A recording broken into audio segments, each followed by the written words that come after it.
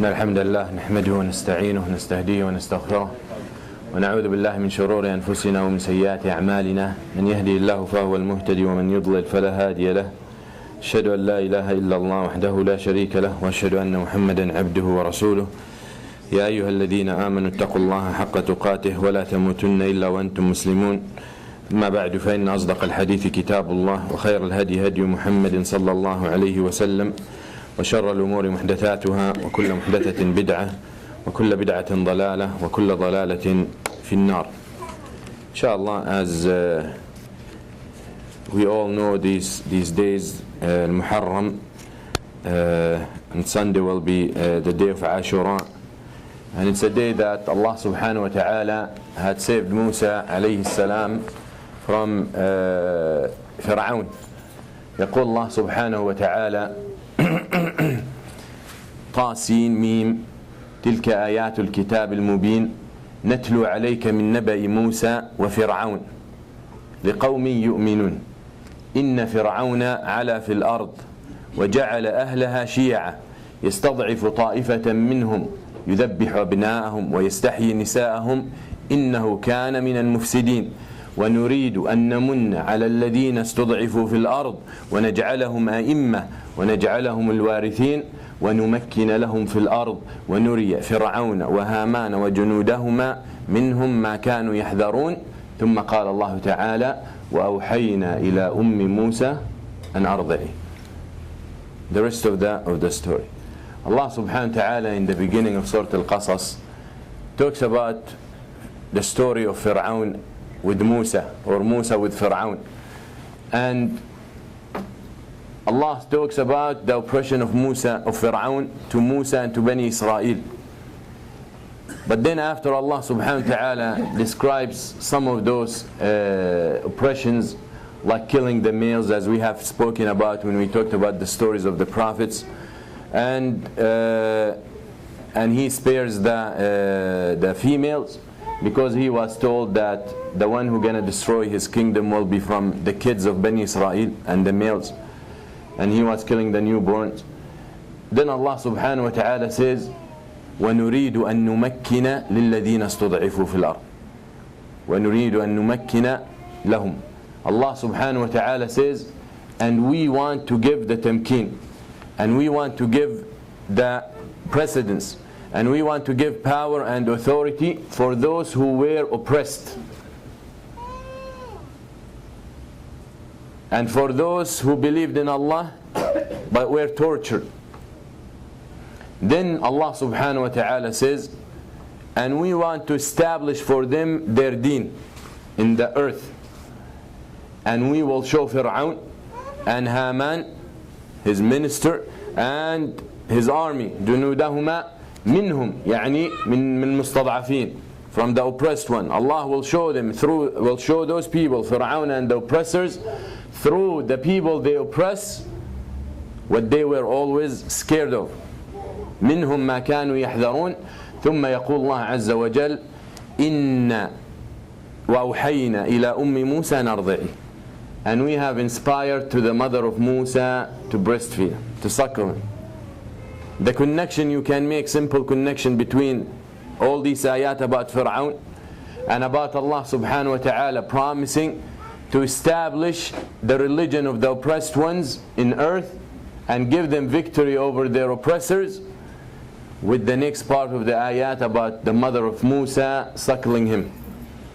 And that is the jil and the generation and the qawm that Allah will give victory to, and will give them tamkeen, and will establish for them their religion in earth and give them the authority and the power, starts from breastfeeding. Starts from breastfeeding. Starts from very young age. We want a new generation. We have to have a new generation if we want this ummah to move up. The current generation, يعني اقرأ عليه السلام, it's done. A generation that is their concern. You ask the one of them when he's 12 or 13 and 14, his concern and all he wants, you ask him, he tells you, I want a laptop or iPhone or chocolate or computer game or a video game. that is a generation too late to raise, too late to fix. These things already instilled in their minds and their hearts. It's very, very difficult for you to take it out of them. Building a generation that will be able to take this ummah and ascend with it to a different level starts from birth. And that will be our topic tonight, inshallah, for the necessity of the issue. And as I talked about last night, we spoke about the honor of ilm and the honor of knowledge. And it was surprising when I mentioned about little kids.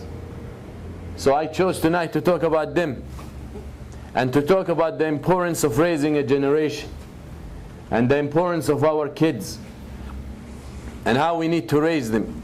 And they are the ones and they are the futures of this ummah. And this is not exaggerated statements. The future of this ummah in the hands of our kids. The kids, the little babies still. That's where our future lies. Not in our hands. It's too late for us. We are so attached to the world. I think it's very difficult to disconnect at this age. We ask Allah subhanahu wa ta'ala the protection.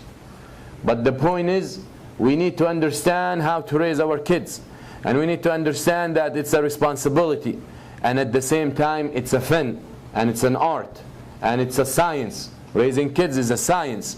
That making a small mistake regarding this science can cause a lot of troubles. And can be very costly. So very important for us to know how to do that.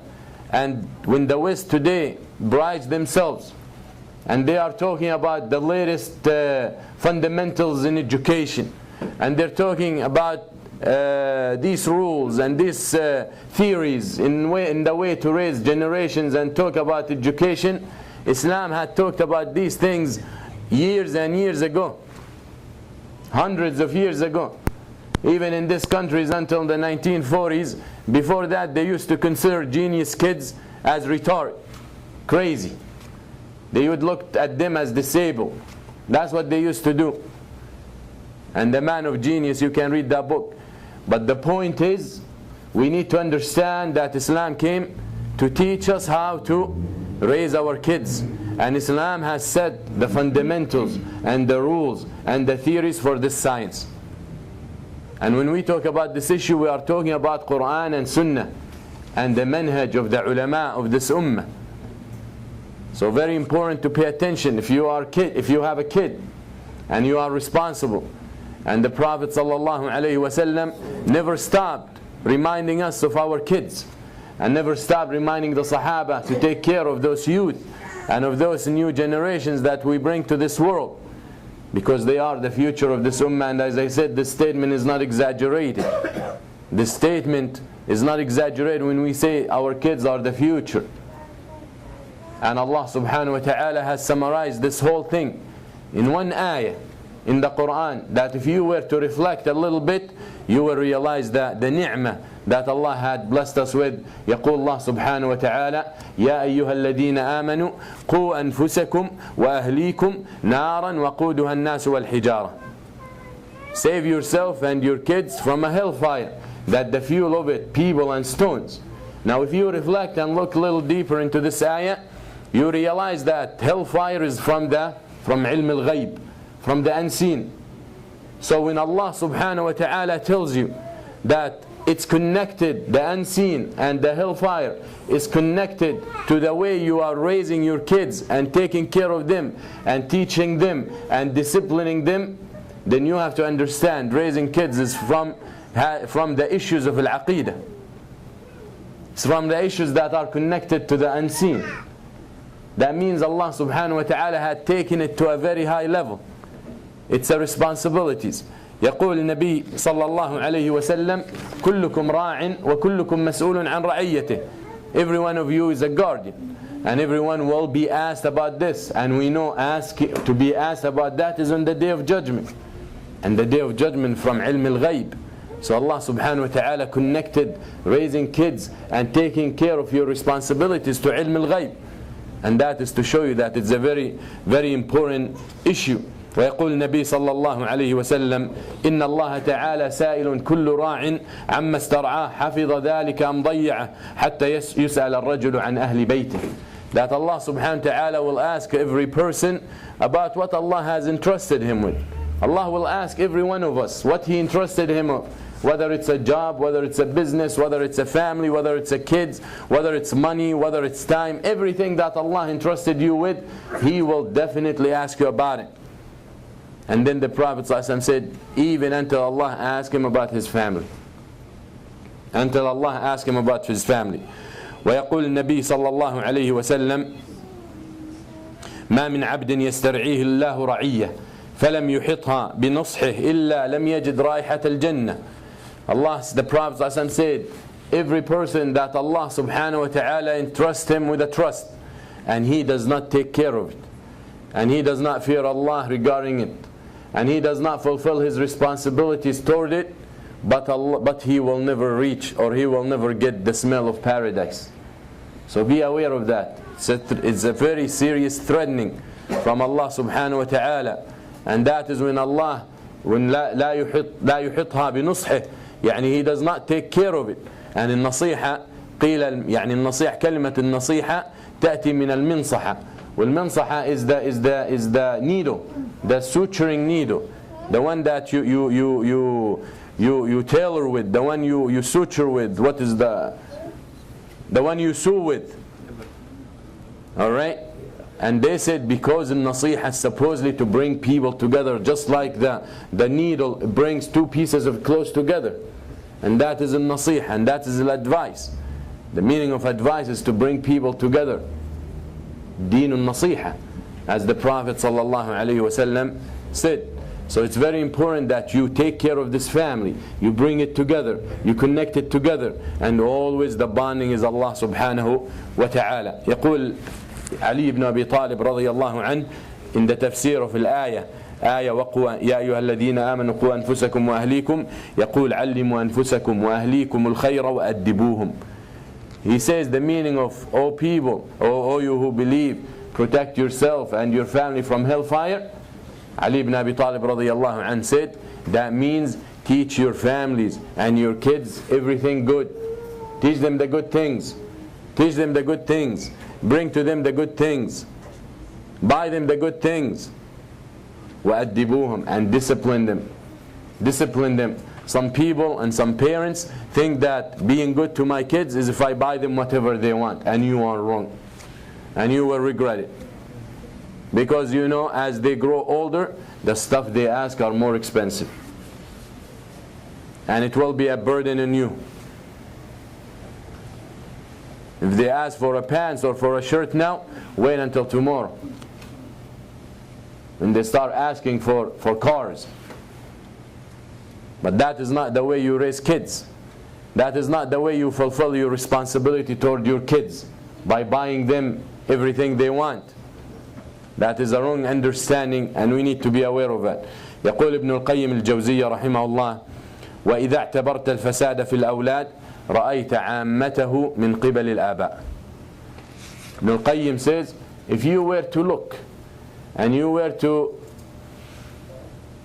investigate the corruption in kids, if you were to investigate corruption in kids, you will eventually find that most of it is due to the parents. Corruption in kids, most of it is due to the parents. So be aware of that. ويقول أبو حامد الغزالي رحمه الله والصبي أمانة عند والديه وقلبه الطاهر جوهرة نفيسة فإن عود الخير وعلمه نشأ عليه وسعد في الدنيا والآخرة وإن عود الشر وأهمل إهمال البهائم شقي وهلك وصيانته بأن يؤدبه ويهذبه ويعلمه محاسن الأخلاق. Very precious words. He said, Abu Hamid al-Ghazali rahimahullah says, and know that the kid is a trust in the hands of his parents.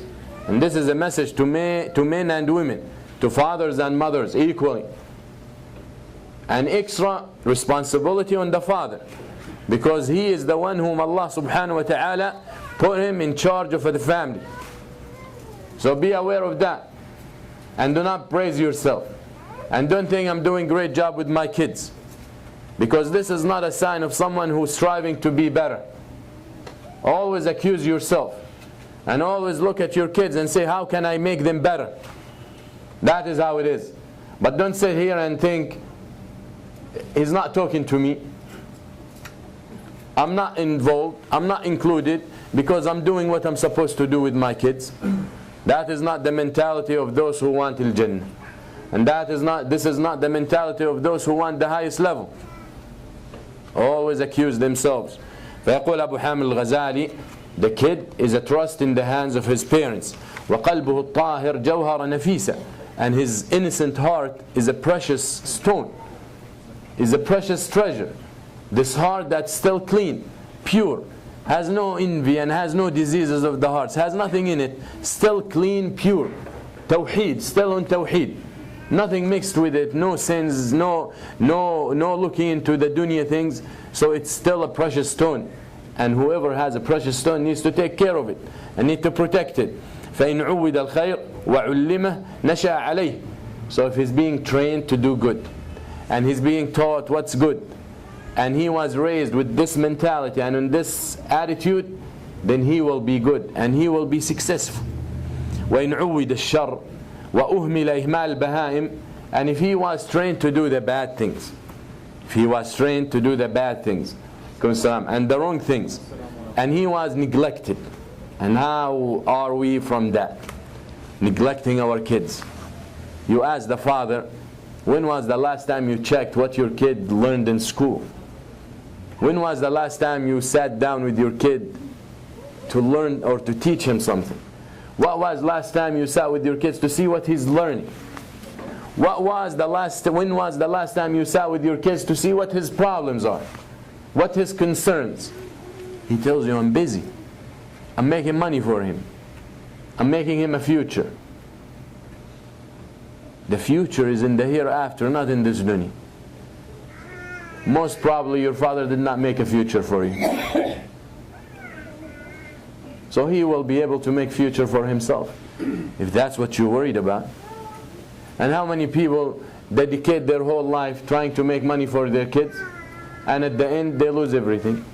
So they lost money, they lost future, that they think the future is in, I'm trying to protect my kids in the future. Yani the ummah is going down the drain, and you still find people asking you about life insurance. Life insurance, have you seen the ads for life insurance? Make sure after your death, your kids and your family has money. After my death, is there anything I'm worried about after my death other than myself? Whether my grave will be Jannah min Rawda min Riyad al-Jannah or Hufra min Hufar al-Nar, garden in paradise or a hole in hellfire. You want me to worry too? Isn't it enough that I'm worried about them in my life? So the insurance is haram. And life insurance is even more haram. Got it? That's it. That is not how you protect your families. Allah says protect them from hellfire, not from poverty, not protect them from being poor, not protecting them from not having a house. You know that I was reading in CNN or one of AOL, the football player who was killed here in Kendall or in Pinecrest, and he used to play with the Washington Redskins, right? Taylor, right? He was killed. You know, his mother, right now, she's being evicted from her house because she can't pay. She can't pay the payments for she's in foreclosure. The guy was making millions and millions of dollars a year. That is the reality. Whoever wants to protect his family, he protects them from the hellfire. That's what Allah said. Protect them from hellfire. And Allah says, وَلَا تَقْتُلُوا أَوْلَادَكُمْ مِنْ إِمْلَاقٍ نَحْنُ نَرْزُقُكُمْ وَإِيَّاهُمْ. And do not kill yourselves, your kids, fearing poverty. That's what they used to do. And we are killing them today as well. Maybe they're still running around and eating and drinking and breathing, but we kill their hearts. Once you kill them, the physical, once they kill them, then they were done. It's over. Now we kill them and we still have to see them dead walking in front of our eyes. I still have people coming to me, he's crying. You know why? Because his daughter is going to marry, brought him a Christian guy, she wants to marry him. That is the reality. So it's not about making a future for them. It's how much money I can save for them, whether halal, haram, whatever way. Just bring the money so I can save it for them. Most probably they're going to spend it the very first year or two after your death, because they never suffered for it, they never sweat for it, they didn't appreciate it. So the reality is, listen to what Allah subhanahu wa ta'ala is saying. That is what Allah wants you to listen to. The Quran, the book of Allah, was not revealed to be recited in graves, in graveyards, and in when dead people are dead, or when people die. The Quran is life. Life for hearts and life for people. So very important that we pay attention and we learn. That's why Ali ibn Abi Talib radiyallahu anhu says, "Allimu anfusakum wa ahlikum al-khayr." Teach them the good. That is the only way you guarantee for them a future. Teach them and discipline them. Discipline them for salah. Discipline them for good words, for good manners, for memorizing the Quran, for learning the good knowledge that they can benefit from. That is how you save them from hellfire. And as it said, وَيَنْشَأُ نَاشِئُ الْفُتْيَانِ فِينَا مَا كَانَ عَوَّدَهُ أَبُوهُ. And the one amongst us is raised, and the way he behaves in the future is the way that his father had trained him. That is the reality. Whatever you do and you instill in their hearts when they are kids, just like that, maybe it's too late for him too. You know? I'm serious. You see, when a man came to Imam al-Hasan al-Basri and he told him, teach me how to raise my son. قال كم عمره؟ قال شهر. قال تأخرت. He said, how old is he? He said 1 month old. He said, too late. Too late. قال يا إمام أقول لك عمره شهر وتقول لي late. I'm telling you he's 1 month old and you tell me it's too late. قال بدأت تربيته يوم اخترت أمه. You started raising him the day you chose his mother. The day you chose his mother. Yani you look at kids, when they cry, the mother gives them the milk. When they cry, if they want something, they cry for it, they get it. That is wrong. That's why today, when Muslims are oppressed and when Gaza is burned, what we do? We cry. We go to cry to the United Nations. And we cry to the West and to the East. That is the reality. When Muslims are tortured, we cry.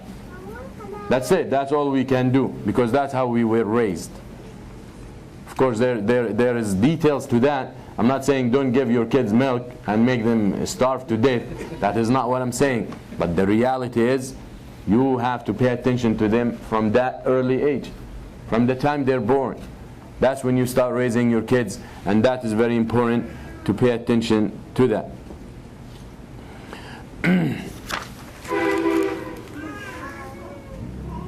As we see that the enemies of Islam, especially from amongst the Muslims,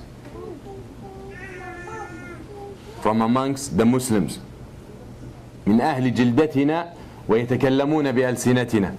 They look like us, they dress like us, they talk like us. And their names Muhammad and Ahmad and Abdullah and Ali and Ibrahim and all these good names. Their danger is, they are serious in their mission, and that is to bring the ummah out of Islam. And their focus is the youth, and their focus is the new generations, and their focus the youngsters amongst the Muslims. So very important for us to know this war, and very important for us to be protected, and to know how to prepare our kids and immune them against these calls. يعني العلمانية is killing our societies. This secularism and westernizing our societies.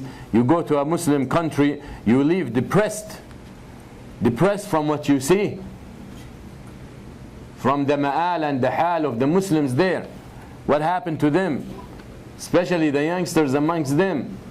The parents are busy, they don't care, and the youngsters are doing whatever they want. Just like the West, and sometimes it's even more exaggerated. That is the victory that those people have established. So we need the people that Allah subhanahu wa ta'ala had entrusted us with this deen. We need to bring it up, and we need to bring it to the people. And we need to make sure that they understand that the mission of Islam and the da'wah of Islam is minhaju hayah, is a way of life. A way of life. And usually these kids are confused. They're confused. They're not being raised the proper way. In the house something, outside the house something else. In the house they see their parents telling them to do things, and outside the house their parents doing the opposite. All this creates nothing but confusion in the minds of our kids. That's why they lost their identity. So we need to return to the fundamentals and see how the deen and how Allah and how the Messenger advised us and guided us into these things. And that is and this is only learned by seeking the knowledge and learning as we go on, inshallah. قال الشاعر ومن رعى غنما في أرض مسبعة ونام عنها تولى رعيها الأسد. يعني who is Allah subhanahu wa ta'ala talking about this point, whom Allah puts him in charge of ra'iyah and of people to take care of them. And as we see the environment around them, around those ra'iyah and those kids, and everything around them, in the street, in the school, in the house, everywhere, even some of the masajid. Some of the masajid these days, يعني you should be aware when you walk in it, from what they call for and what they want to teach people.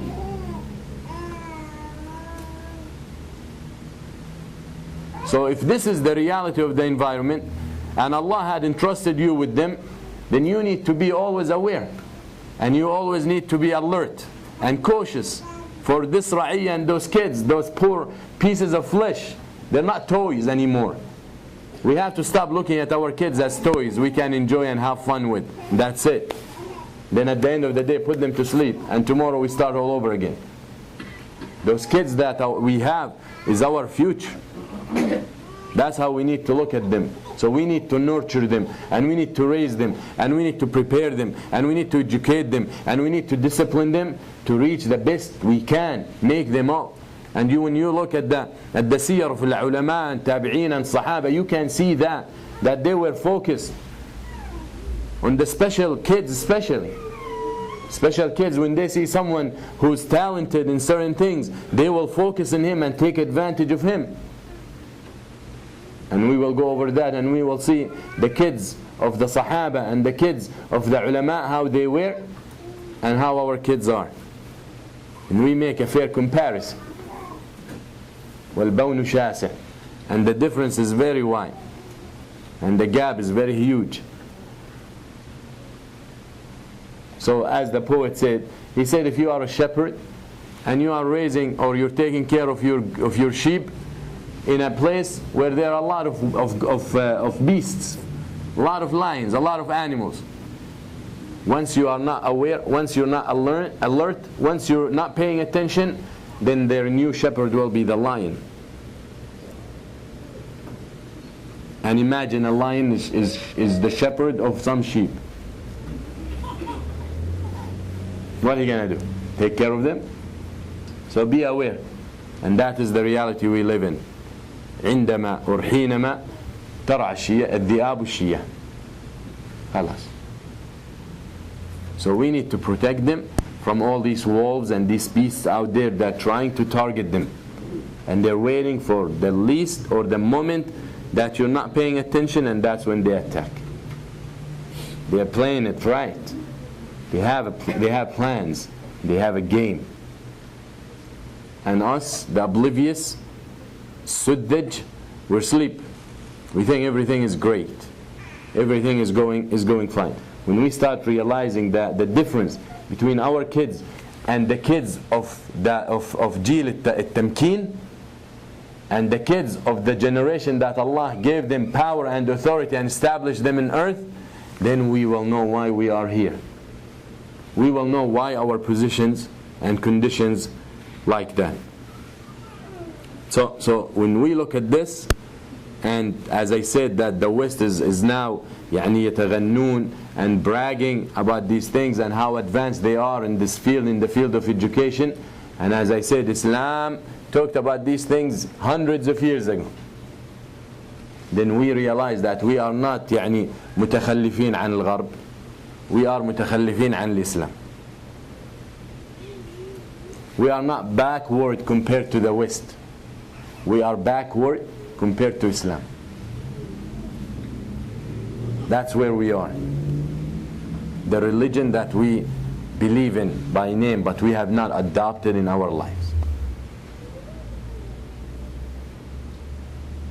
And the most important institution of education in Islam is the family. That is the most important, that's the most influential, that's the most significant, that's the most effective. The family. The family. It's not school. Now, these days, we made it school. So the teachers of our kids are Christians and Jews and pagans, and they are the ones raising our kids. And we don't even bother to see what they're teaching them. And I'm sure a lot of us have this experience with their kids. That your kid came to you, I need $10. For what? Because we're buying gifts to each other for Valentine. And maybe he's 8, 9 years old. Or we're buying gifts for Christmas. Or for Thanksgiving. Or for this and that. That is the reality. And only the one who denies it is someone who's ignorant and unaware of the reality. All right? So we need to understand all these things. Abu Ja'far al-Mansur, the Khalifa, he's Abbasi. So when the Abbasiyin took over, they threw a lot of al-Umayyin in jail. So he came one time to those who were in jail, in prison, from al-Umayyin, and he asked them, ما أشد ما مر بكم في الحبس? What is the most difficult thing that you're experiencing while you're in prison? قالوا ما فقدنا من تربية أولادنا. They said the most difficult thing that we are experiencing because we're in jail or in prison, because we cannot raise our kids. Look where they're thinking. It's not the food. It's not they're not getting what they want. It's not they're not giving good beds. Even though a lot of them were corrupt, but yet they did not lose the sense of priority. Maybe they neglected it, but they always knew it. Our problem is we don't even know. We don't know our priorities, a lot of us. So there is no way for us to practice it if we don't know it. فَاعْلَمْ. And Amr ibn al-As, when he was making tawaf one time around the Kaaba, then he saw a circle, people gathering in a circle for knowledge. So he sat, after he finished his tawaf, he sat with them. So when he sat with them, he realized that before the head of the circle started, they kicked the little kids out. فقال عمرو بن العاص لا تفعلوا أوسعوا لهم وأدنوهم وألهموهم فإنهم اليوم صغار قوم يوشك أن يكونوا كبار قوم آخرين قد كنا صغار قوم فأصبحنا كبار الآخرين كبار آخرين. He said, don't kick them out, bring them closer, enjoy them, teach them, because they are the little ones of today, but tomorrow they're going to be the old ones. They are the future. Maybe you look at them and their kids today, but tomorrow they will be the older for other kids. And then he said, we were the kids one day, and today we are the older. So very important. We need to take care of this section of our society, of the community. يقول الإمام ابن مفلح رحمه الله about this statement, وهذا صحيح لا شك فيه, about the statement of Amr ibn al-As. This is correct, there is no doubt. والعلم في الصغر أثبت. And seeking knowledge at younger age and giving these kids knowledge when they're young is this way you make sure that they will retain it. فالذي ينبغي أن يعتنى بصغار الطلبة لا سيما الأذكياء المتيقظين الحريصين على أخذ العلم، فلا ينبغي أن يجعل صغرهم أو فقرهم وضعفهم مانعا من مراعاتهم والاعتناء بهم. So when you look at them, especially those who are intelligent, who are talented, who are concerned about learning, those you should take care of them and give them special attention and special treatment. Special treatment, and you should not pay attention that they're young or they are poor or they are from different class. Focus to get the most out of them in the future. يقول إمام ابن الجوزي: الأمر الذي يمكن الوصول إليه بالاستقراء أن الذين يصطفيهم الله سبحانه وتعالى لمرتبة الولاية لا يكونون أشخاصا عاديين، وإنما ينتقي الله سبحانه وتعالى لولايته وفضله أشخاصا بصفات معينة. He said by الاستقراء and by experience and by looking into the peoples and how they are, Allah subhanahu wa ta'ala, Ibn al-Jawzi says rahimahullah, Allah subhanahu wa ta'ala, when He picks people to be His vicegerents, and when He picks people to be the leaders and the imma and the representatives for His deen, He picks the best of them. The best of them. He doesn't just pick anyone, and He does not inspire anyone. Then he said: تأملت الذين يختارهم الحق عز وجل لولايته والقرب منه وقد سمعنا أوصافهم ومن نظنه منهم مما رأيناه فوجدته سبحانه لا يختار إلا شخصا كامل الصورة لا عيب في صورته ولا نقص في خلقته، فتراه حسن الوجه معتدل القامة سليما من آفة في بدنه، ثم يكون كاملا في باطنه سخيا جوادا عاقلا غير خب ولا خادع ولا حقود ولا حسود ولا فيه عيب من عيوب الباطن، فتراه في الطفولة معتزلا عن الصبيان كأنه في الصبا شيخ ينبو عن الرذائل ويفزع من النقائص، ثم لا تزال شجرة همته تنمو حتى يرى ثمرها متهدلا على أغصان الشباب، فهو حريص على العلم منكمش على العمل حافظ للزمان مراع للأوقات ساع في طلب الفضائل خائف من النقائص، ولو رأيت التوفيق والإلهام الرباني يحوطه لرأيت كيف يأخذ بيده إن عثر ويمنعه من الخطأ إن هم ويستخدمه في الفضائل. He said, from what we have seen, from the people we experienced that Allah chose, from the kids or the youth that we think they will have futures, we saw that Allah chooses the perfect ones. Those who are perfect from the outside and perfect from the inside. So usually Allah will not choose a crippled person, for example. Allah will always, why? Because they represent His deen. Why? Because usually, and I have read when some people make, when they talk about Shaykh Rahimahullah Abdullah bin Baz, they said the blind guy. This is one of the ulama of Islam. That's the only thing you found in him to criticize them, because he was blind. Subhanallah. So Allah doesn't even want to get the chance for the people who have heart diseases in their hearts and mentalities to even that. So He chooses those who are perfect in their bodies and in their inside. So when kids are playing, when they are kids, the kids playing and they don't play. So you think he's an adult when he's still a little boy. And then he doesn't even want to come to things that are negative. He avoids it when he's little. And when he grows, he gets better. And if you would see the protection of Allah for him, you will see that Allah will take care of him when he trips. And Allah will prevent him from falling in the wrong thing when he has the intention to do it. And how Allah uses him to do the good thing, if you were to see it. So very important that when we see our kids and those who are talented, we focus on them. We take care of them. We take care of them. I know all this is ta'sil, and all this what I'm talking about is speech and talk. But we establishing the fundamentals, and inshallah the action will come. And every one of us is responsible. There is no one person can raise your kids, all of you. And there is no one school that can raise all your kids the way you want and the way Allah wants. So we need to learn the fundamentals so we can apply it. And then we seek help as we go along. قال محمد بن الضحاك أن عبد الملك بن مروان قال لابن رأس جالوت ما عندكم من الفراسة في الصبيان؟ فقال ما عندنا فيهم شيء إلا أنهم يخلقون خلقا بعد خلق غير أن نرمقهم فإن سمعنا منهم من يقول في لعبه من يكون معي رأيناه ذا همة وإن سمعناه يقول مع من أكون كرهناها منه. يعني عبد الملك bin Marwan asked this man, he said, how you can identify the talented kid? He said, nothing much. Kids, just kids after kids after kids. So it's very difficult. However, we look at one thing. And Ibn Raz Jalus said, we look at one thing.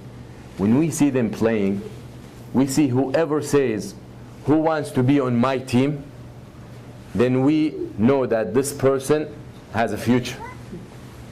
And whoever says, who wants me to be on his team, then we know this person, or we hate to hear that from him.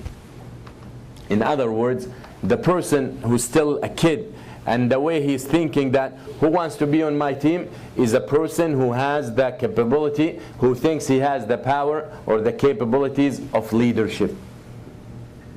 So he thinks he's responsible enough to take care of a group. So he wants them to be on his team, under his wing. And whoever says, who wants me to play with him? Then we know this is just a normal kid, and that is the reality. That is the most kids are average like that. Most kids will be followers. Okay? And also, not most kids are cute. That's just an extra. Because we think all kids are cute.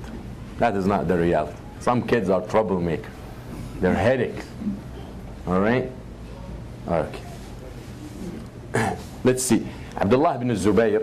You know Abdullah ibn Zubayr, the first newborn for the Muslims, al-Muhajirin in Medina.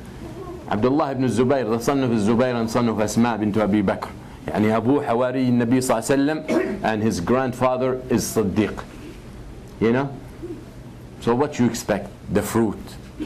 So Abdullah ibn Zubayr was playing with kids one day. So a man came and screamed at them.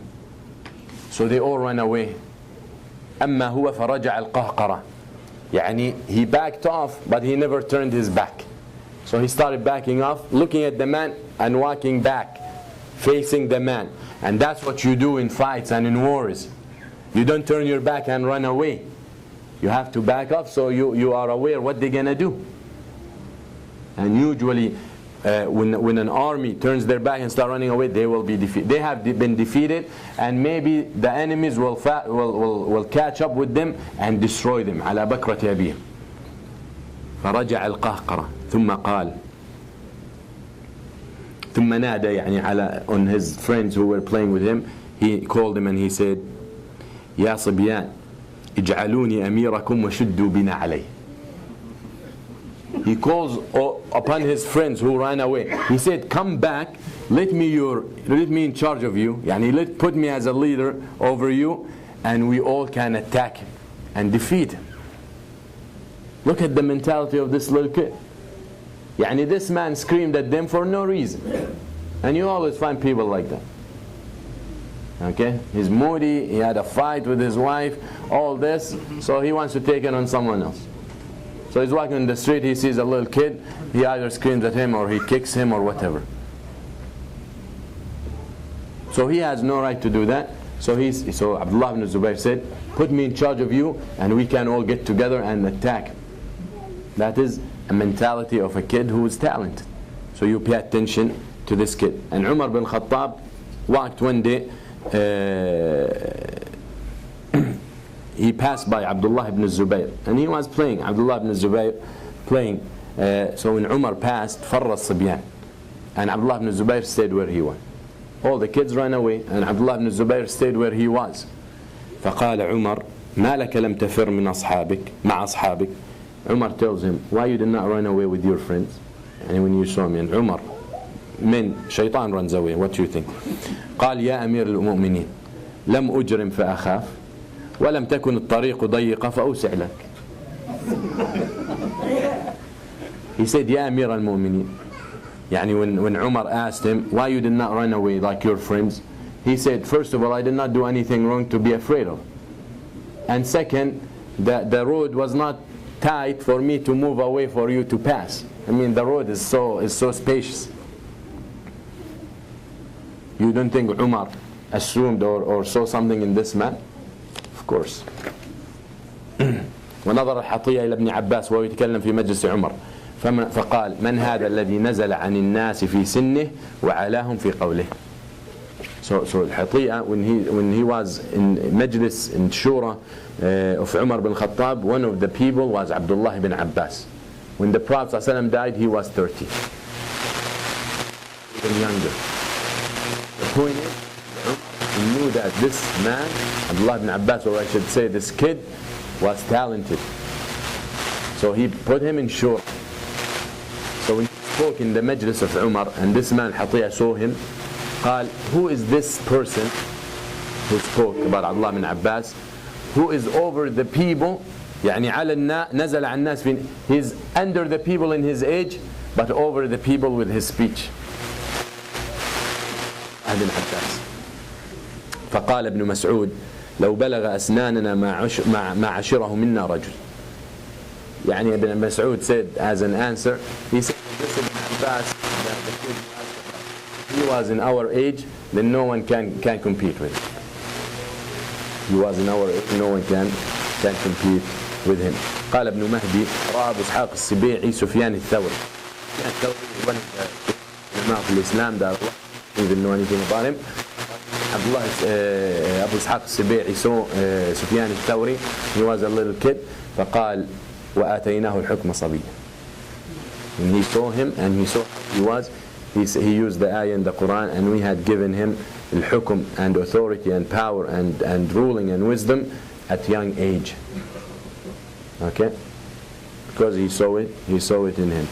كان الإمام البخاري very intelligent. الإمام البخاري very intelligent. He was still a little kid and he had memorized 70,000 hadith. Little kid. قال محمد بن حاتم كنت أختلف أنا والبخاري وهو غلام إلى الكتاب فيسمع ولا يكتب وبقي على ذلك أياما فكنا نقول له ما لك لا تكتب مثلنا فلما بلغ ما كتبناه 15,000 حديث طلب منا أن نسمعها له فقرأها عن ظهر قلب حتى جعلنا نصلح كتبنا من حفظه. محمد بن أبي حاتم, one of also of the ulama of hadith, he was contemporary with Imam al-Bukhari. So they were going to Kutab and to the scholars to take the hadith from, and everyone is writing whatever that is the way. You say acknowledge, you're right. Unless you're Bukhari. You're right. So we will watch him and he's not writing anything. So we came to him and we said, why don't you write? He said, don't worry about it. So he said, after we had a period passed and we had written 15,000 hadith from the teacher. Yeah, 15,000 hadith. Most of us did not even hear 15,000 hadith in our whole life. They used to sit and sometimes the sheikh will give them 500 hadith, 1,000, based on his mood. Sometimes he will not even give them a word. Okay? Like Al-A'mash. Al-A'mash, students wanted knowledge from him. He bought a dog. He put him in his house, so when the students come, he will let the dog on them. So when the dog died, they saw Al-A'mash crying. They said, why are you crying? He said, مات الذي كان يأمر بالمعروف وينهى عن المنكر. He said, the one who used to join. Why? Because he knew the responsibility of giving hadith. One of his students one time takes him, he said, because Al-A'mash was blind. So he tells him, take me to this area. So or they were in Janaza. So one of the students supposed to take Al-A'mash back to his house, and he started deviating and taking him further to the nowhere. So he told him, you want to return me home, you have to take X amount of hadith. He said, but he was so stingy with the hadith. Because why? Because he wanted to give al-hadith to those who really wanted, not anyone. And today, listen to them, they don't respect. The ulama, when he was to narrate the hadith, he would make some of the ulama, he will have to get up. If he's laying down, he will not say a hadith if he's asked until he stands up and sit down. Then he will. That is the respect for the hadith of the Prophet. So Al-A'mash gives him whatever the hadith he gives him, and then when they get back home, Al-A'mash tells him, all the hadith I gave you are fabricated. So the student said, مِثْلُكَ لَا يَكْذِبْ. He said, someone like you will not lie on the Messenger sallallahu alaihi wasallam. And that was the reality. He did not lie. That is the seriousness of the hadith of the Prophet ﷺ. Not like those who tell him, why you lie on the Prophet ﷺ. من كذب علي متعمدا. He tells you, we لا نكذب على رسول الله بل نكذب لرسول الله. We don't lie on the Prophet, we lie for him. Really? The Prophet ﷺ had told us everything we need, and you have to fabricate and make up stuff for him. Yeah, okay, give me a break. So he said, after we wrote 15,000 hadith, he came to us, he said, and he was not writing, that's Imam Bukhari. He said, okay, all you wrote, I'm gonna now tell you what you wrote. And from his memory, he read the 15,000 hadith. He said, Ibn Abi Hatim, or Ibn Hatim, he said, we were correcting what we wrote from what he heard. Alright? That is Imam Bukhari. قال محمد بن أبي حاتم سمعت الإمام أبي عبد الله محمد بن إسماعيل. Who's Abu Abdullah? Muhammad ibn Ismail. Bukhari, his name is Muhammad ibn Ismail. رحمه الله تعالى يحكي عن طفاء يقول كنت أختلف إلى الفقهاء بمر وأنا صبي فإذا جئت أستحي أن أسلم عليهم. يعني he used to come to the ulama when he was little, and he was shy to say السلام عليكم because he was very little, and those are the ulama. فدخل مرة فقال له مؤدب من أهل كم كتبت اليوم؟ فقال فقلت 2. So when he walked in, one of the teachers asked him, how many hadith you wrote today? He said 2. يعني 2 hadith. Instead of 2 hadith, he said 2. وأردت بذلك حديثين وليس رقم 2 فضحك من حضر المجلس. So the other people in the majlis laughed because he said 2. So like they were laughing thinking that he wrote number 2. يعني 2. رقم 2. But he meant 2 hadith. فقال شيخ منهم, one of the scholars sitting there, لا تضحكوا فلعله يضحك منكم يوما. He said, don't laugh at this man, one day he will laugh at you. So this scholar had intuition about Abdullah, about al-Bukhari, and he was right. When you talk about ilm al-hadith, when you come to Bukhari, you stop. No one like Imam al-Bukhari in this ummah. It comes to al-hadith, no one like Imam al-Bukhari. And today I was talking to some guy who identified himself as a juror and as qadi and whatever, and when I brought some of the opinions of Imam al-Bukhari, he tells me, Imam al-Bukhari, that is a scholar of hadith, not a scholar of fiqh. يعني إن لم يكن علماء الحديث هم العلماء فمن يكن. يعني if the person who knows the hadith of the Prophet ﷺ is not the one who's able to give you opinion about fiqh or ijtihad, who can? يعني the mentality. يعني he is qualified to give opinions and ahkam. But al-Bukhari was alim of hadith. يعني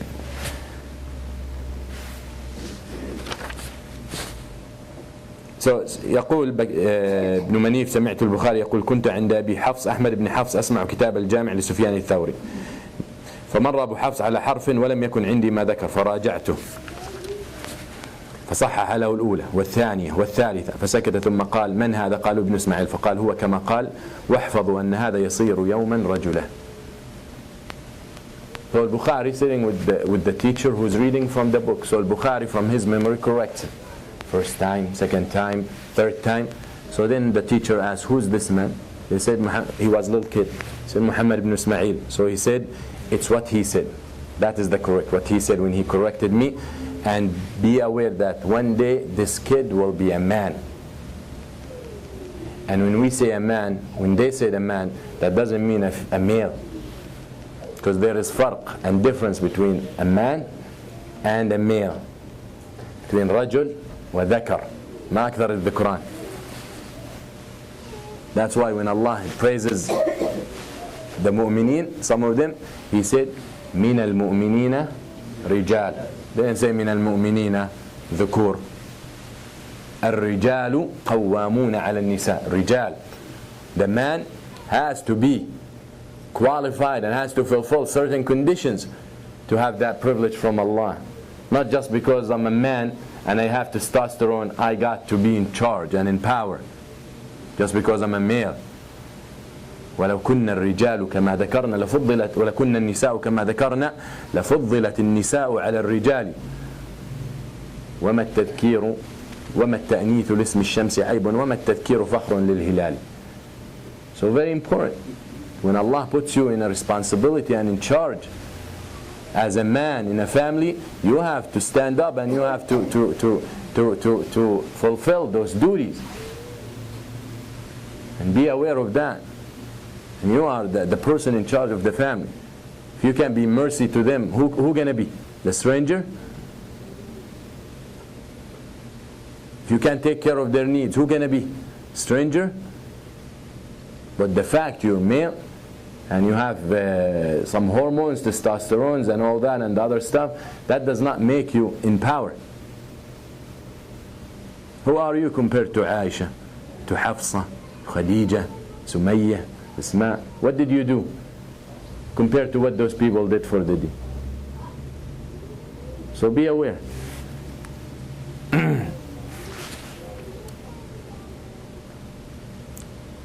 Al-Ma'mar, one of the ulama, when he gave the meaning of the ayah وَأَتَيْنَاهُ الْحُكْمَ صَبِيًّا, who was this ayah about who?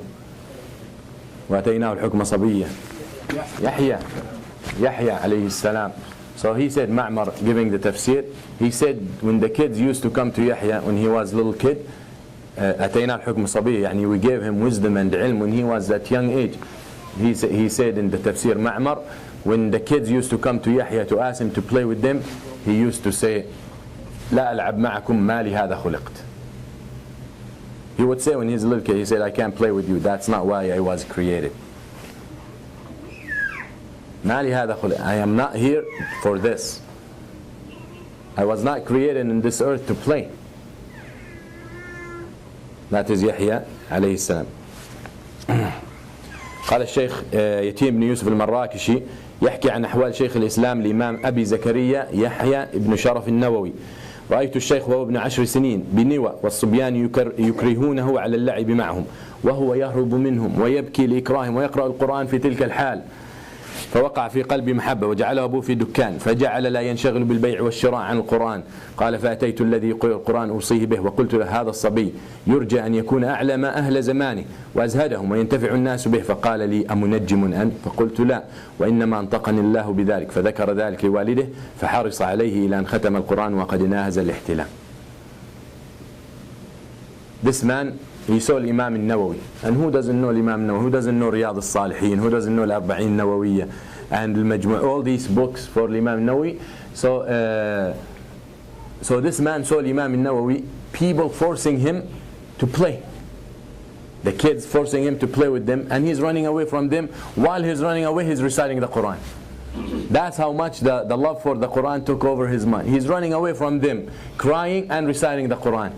Then his father put him in a shop to work for him, and he was, instead of selling and buying, he was reading the Quran. So when he said Marakishi, when I saw him like that, I went to the person who's teaching him Quran, his muqra, and I told him to take care of him, because this kid will be something, will be the most knowledgeable of his time. So the teacher asked him, Amunajjimun ant, yani you read the future? He said, no, but Allah made me speak that. So when the teacher told the father of Imam al-Nawawi about this, his father dedicated his time for his son. He focused more on his son. When he realized that his son has a talent, he focused more on him. He did not discourage him. He did not say, Qari, Hafid, Alim, what's that gonna do? How is that gonna pay your bills, Imam? That is the reality. When we see our kids intelligent, every car you buy him, every toy he breaks it, this kid gonna be an engineer. You buy him a set of medical doctor or whatever, he's having the stethoscope in his ears and he's listening, and he's not actually listening to anything. He's gonna be a doctor. But when he's, as I said before, when he's crippled or stutter, yallah, sheikh. Give Allah the best you got. Those are the best of this ummah. Those are the protector of the deen, the ulama. كان الإمام النووي غلاما صغيرا فاستيقظ في الليلة 27 من رمضان وجعل ينادي من في البيت ويقول ما هذا النور الذي أراه قد ملأ الدار ففطن أبوه لمقام ولده. Imam Nawawi woke up one night, the 27th of Ramadan, and he said, screaming, he was a little kid, he said, I see too much light in the house. So his father, being intelligent, he noticed that this kid has a future. So he took extra care of him. إياس بن معاوية قاضي البصرة كان يضرب به المثل في الذكاء والدهاء. تقدم إياس was a little kid, Ibn Sufyan, Ibn Muawiyah was a little kid. So he brought an older man for judgment. He's a little kid. This older man oppressed him or something. So he brought him to القاضي, to court. All right. فقال, يعني started this little kid إياس بن معاوية قال أصلح الله القاضي هذا الشيخ ظلمني واعتدى علي وأخذ مالي. This older man oppressed me, but he said أصلح القاضي. He made dua for the judge. This is the adab. Then he said, this man, the older man, he pointed to him and he was a little kid. He said, he oppressed me, he beat me, and he took my money. فقال القاضي أرفق به ولا تستقبل الشيخ بهذا الكلام. The judge said, take it easy and don't talk to the older man like that. That's the man he brought. فقال إياس أصلح الله القاضي إن الحق أكبر مني ومنه ومنك. So Iyas, this little kid, he said, he make dua again to the judge. He said, like, I'm just saying the truth, and the truth is bigger than me and him and you.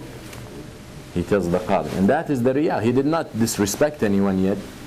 فقال اسكت. So the qadi, the judge, told Iyas to be quiet. إن سكت فقال إن سكت فمن يقوم بحجتي. So he tells the judge, if I'm quiet, who gonna defend me? يعني who gonna present my case? فقال the judge now is aggravated. قال تكلم فوالله ما تتكلم بخير. He said, go ahead, talk. I know you will not say something good. فقال إياس لا إله إلا الله. So Iyas said, لا إله إلا الله. What can you do? يعني you telling me I can't say anything good? He forgot about his case, because his case is open for interpretation. What he thinks is good, someone else can argue bad. Alright? But he said, who can argue لا إله إلا الله is bad? He said, لا إله إلا الله وحده لا شريك له. فرفع صاحب الخبر هذا الخبر إلى الخليفة فعزل القاضي وولى إياس بن معاوية مكانه. So some witness heard all this, so he talked to the Khalifa. So when the Khalifa heard about that, he fired that judge and he put Iyas as a young kid. Think of the young kids of this ummah. Okay? وأدخل على الرشيد الخليفة صبي له 4 سنين فقالوا الأهل تمنى. They brought 4-year-old kid to Khalifa, right? And wallahi, I see some kids, they the Umara and all that, they are 7, 8 years old, and poetry speaks, and it's amazing. These days, just we have to nourish, we need to take care of, we need to be يعني who among us to dedicate his life for a kid and raise him to serve the deen of Allah. This is the best life. The best position to invite to the way of Allah. Who's willing to do that? You know? Even not your whole life, some of your time. So they bring this 4-year-old. He tells him, the Khalifa al-Rashid tells him, تمنى. يعني wish for something. يعني what a kid will wish. Then, bag of dates, you know, drink, food, clothes. What our kids will wish today? Chocolates, video games.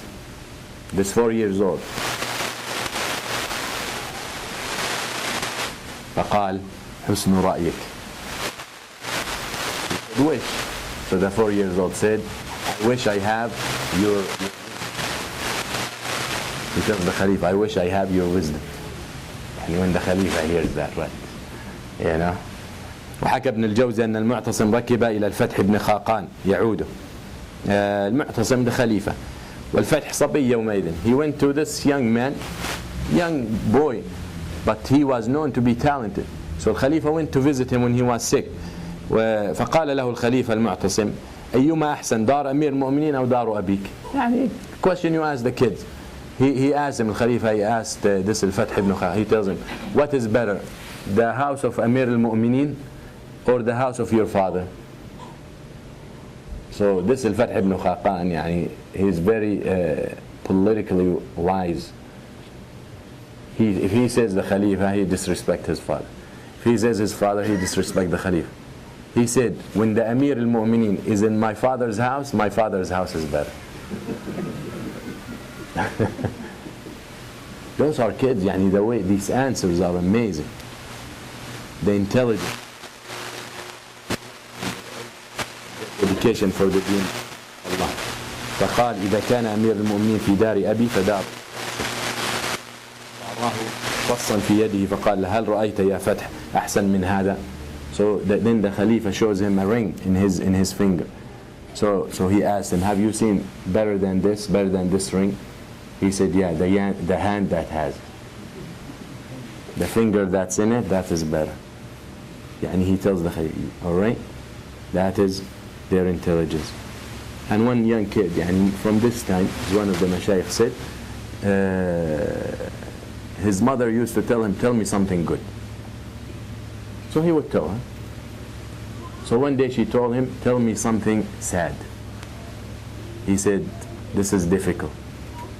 She said, no, tell me. And she insisted. He said, don't let me, I'm going to make you upset. So she insisted that he tells her something sad. So he said, Mata Rasulullah. He said, the Prophet ﷺ died. La ilaha illallah. This is from this time.